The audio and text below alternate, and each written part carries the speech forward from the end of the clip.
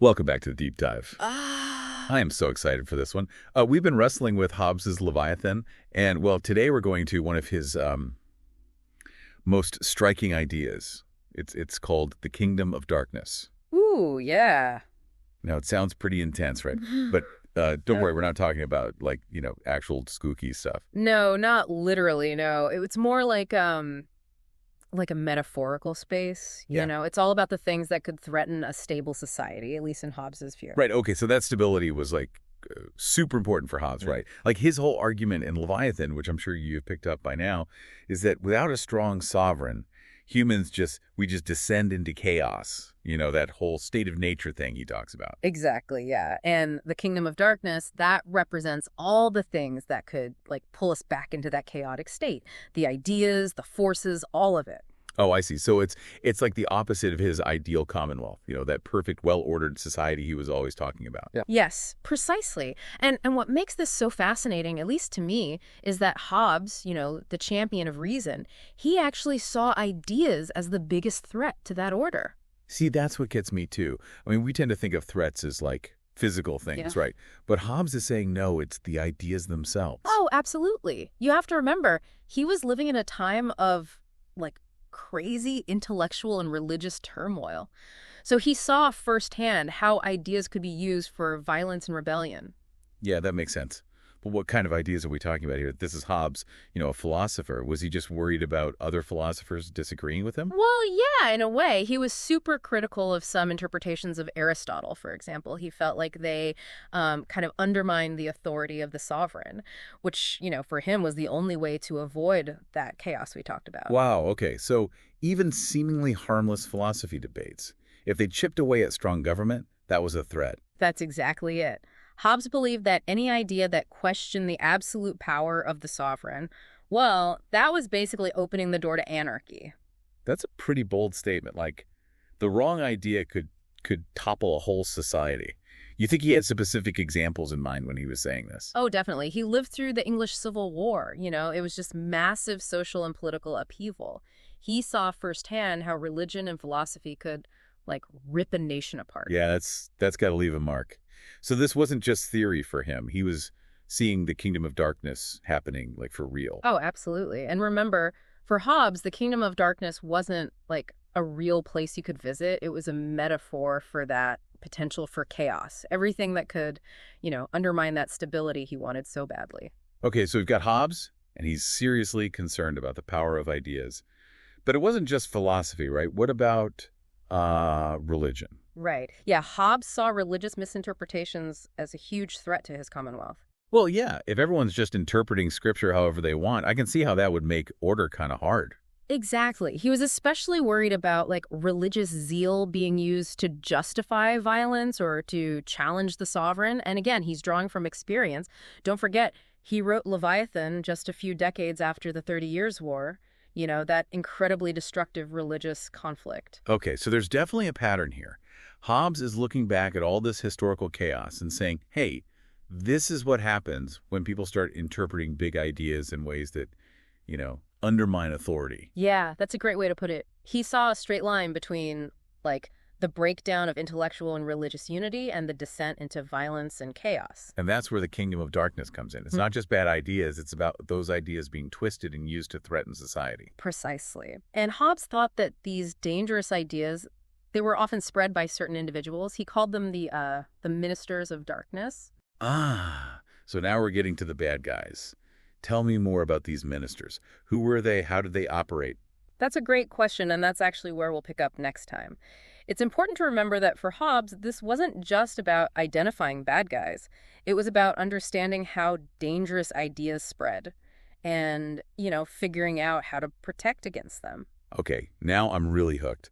Let's get into the world of these ministers of darkness and see what they're all about. So are you ready to hear about these ministers of darkness?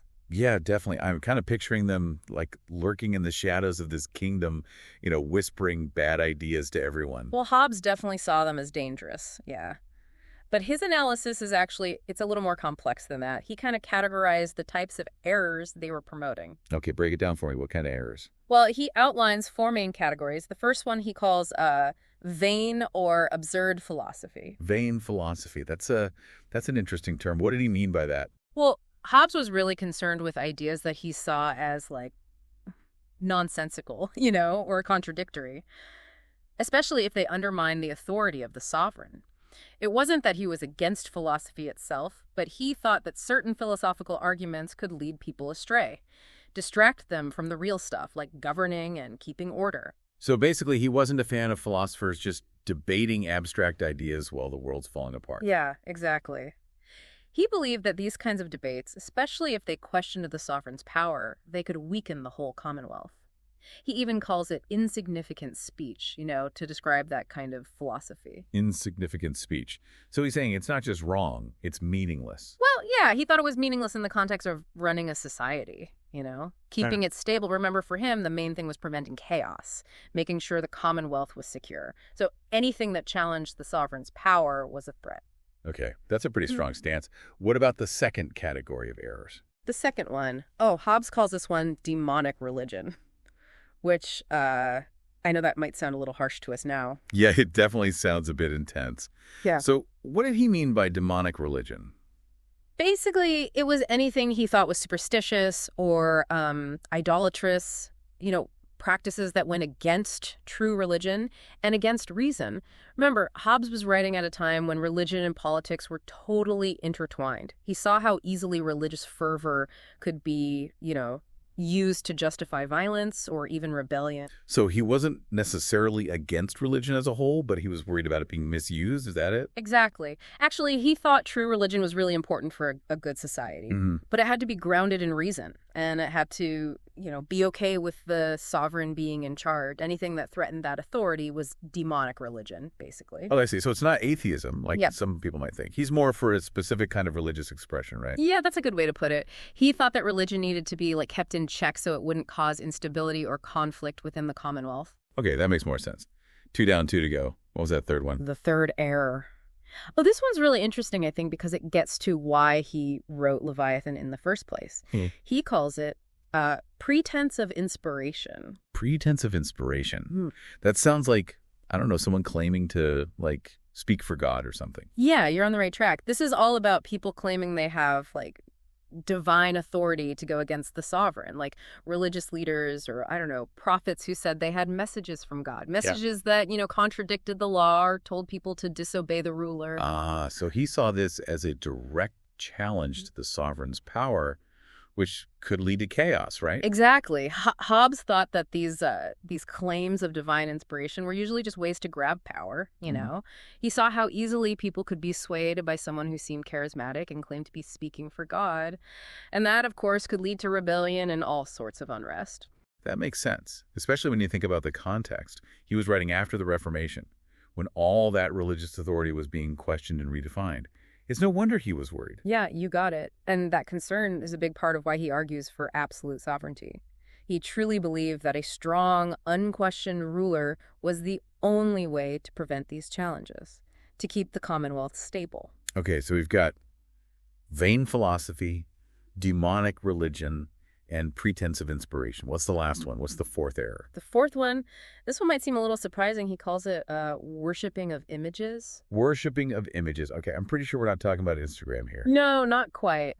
Hobbes was talking about how images, especially religious ones, icons, symbols, that kind of thing, he thought they could be used to misrepresent things or to promote, false beliefs.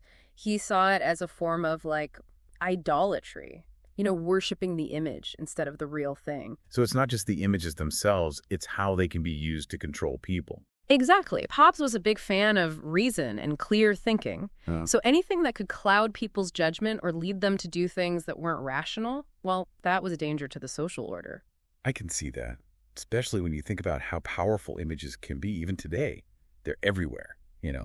Trying to influence us. You're absolutely right. And that's why this last category is so relevant. Even though Hobbes wrote Leviathan centuries ago, that potential for images to be used for manipulation and propaganda, it's still there. Yeah, that's true. So by identifying these 4 errors, is Hobbes basically giving us a guide to avoid the kingdom of darkness? Yeah. Steering clear of all the things that could lead to chaos? You could say that, yeah. He's showing us those intellectual and spiritual traps that could drag us back into that state of nature. But remember, he didn't just, point out the threats. He also proposed a solution, a strong, absolute sovereign. Ah, yes, the famous Leviathan. But is that really the only way? I'm not sure if that sits right with, modern ideas. That's a question people are still debating. But even if we don't agree with his solution completely, his analysis of the kingdom of darkness still has some valuable lessons for us. Okay, I'm all ears. Well, first of all, it reminds us to be careful about the ideas we come across. To think about where they're coming from. So, don't just believe everything you read on the internet. Exactly. We really need to be able to tell what's true and what's false, especially now with so much information and, frankly, misinformation out there. Hobbes would tell us to question everything, to, think about the motives of the people presenting the information, think for ourselves. So fact-checking is important, and being skeptical and thinking critically. Exactly. And second, his ideas about those manipulation tactics can help us spot, the people trying to use our fears and prejudices to get what they want. Don't fall for the propaganda. Think for yourself. Yes, exactly. And finally, I think this might be the most important lesson. We all have to try to create a culture of, reason and dialogue, a place where we can debate ideas openly and honestly without resorting to fear or violence. So we should avoid creating our own little kingdoms of darkness in our own lives. Precisely. If we encourage intellectual honesty, empathy, and critical engagement, then we can help prevent the kind of conflicts that Hobbes was so worried about. That's a much more hopeful note. I think so, too. While Hobbes's kingdom of darkness might sound, kind of bleak, it's also a call to action. It reminds us how important critical thinking is, and responsible discourse, and a commitment to truth. That's a great place to, I think, wrap things up. Thanks so much for walking us through all of this. It's a really thought-provoking look at Hobbes. A pleasure, really. And for all of you listening, remember, keep your mind sharp, be skeptical, and be open-minded. We'll see you next time. Okay, so we've got these ministers of darkness, right? They're the ones spreading those 4 errors we talked about. It's a pretty scary picture. What kind of people were they, in Hobbes' view? Were they just, power-hungry villains twisting everything for their own gain? Well, not exactly. So there's more to it than that. Hobbes thought their motives were actually, pretty varied. Oh, really? Some were definitely driven by ambition, wanting power for themselves. But others might have genuinely believed in the ideas they were promoting, even if those ideas were ultimately bad for society. So some were true believers and some were just cynically trying to manipulate people. Exactly.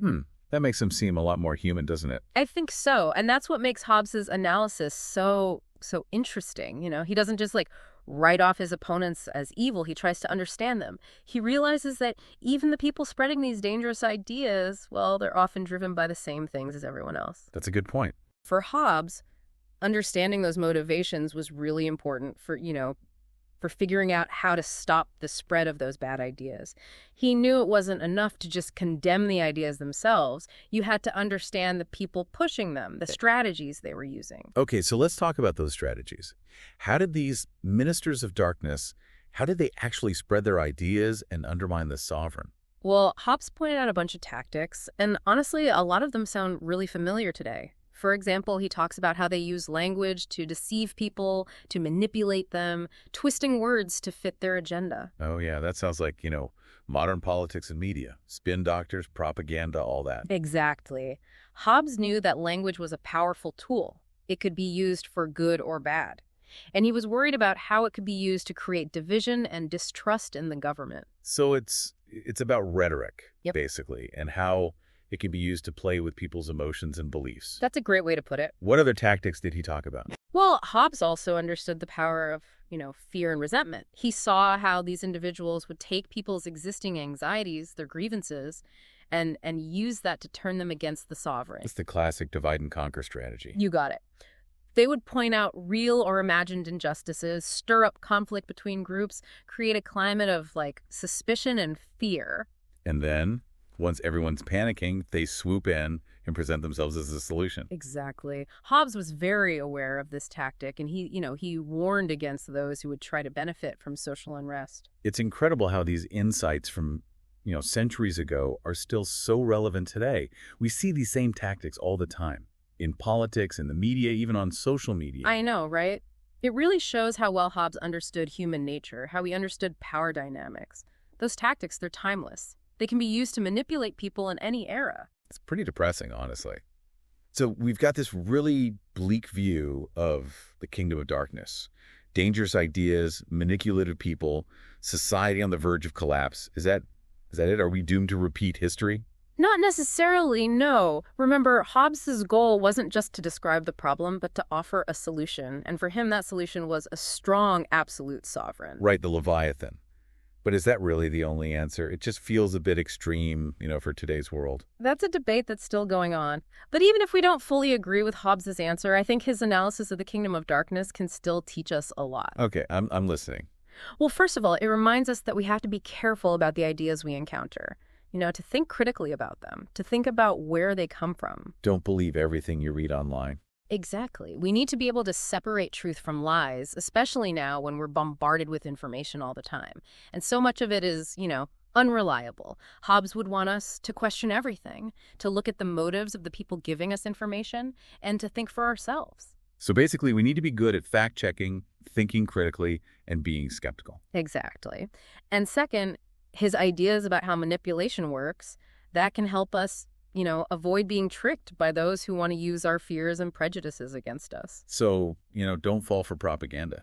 Think for yourself. Precisely. And finally, and I think this is the most important part, Hobbes reminds us that we all have a responsibility to create a culture of reason and open discussion where we can talk about ideas honestly without resorting to, fear tactics or violence. So we should try to avoid creating our own kingdoms of darkness in our own lives. Exactly. If we can promote intellectual honesty and empathy and critical thinking, then we can help stop the kind of conflict that Hobbes was so worried about. That's a much more hopeful note to end on.